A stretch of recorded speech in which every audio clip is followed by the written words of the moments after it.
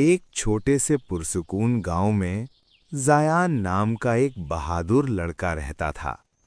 वो हमेशा सच बोलता था, चाहे हालात कितने ही मुश्किल क्यों न हों।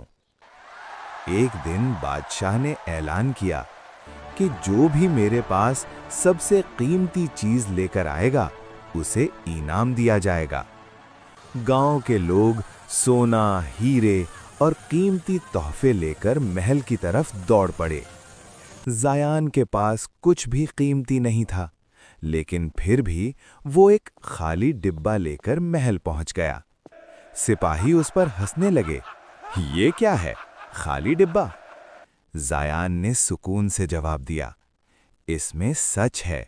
मेरे पास देने के लिए सिर्फ ईमानदारी है। इसी दौरान रफ़ी नाम का एक लड़का चमकती हुई सोने की तलवार लेकर आया। सब लोग हैरान रह गए। बादशाह ने पूछा, ये तलवार तुम्हें कहाँ से मिली? रफ़ी घबरा गया और बोला, मैंने खुद बनाई है। अचानक एक सिपाही आगे आया और बोला, हुजूर, ये तलवार शाही असलहा खाने से चोरी की गई है। सच सामने आ गया। रफ़ी को झूठ बोलने की सज़ा मिली।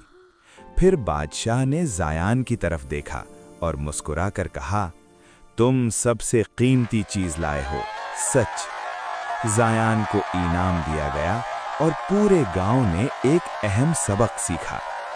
सच चाहे कितना ही छोटा क्यों ना लगे, आखिरकार वही सबसे बड़ी जीत हासिल करता है। लाइक करें, शेयर करें और सब्सक्राइब करें, और मजीद जबरदस्त कहानियों के लिए हमारे चैनल को फॉलो करें, क्योंकि सच हमेशा जीतता है।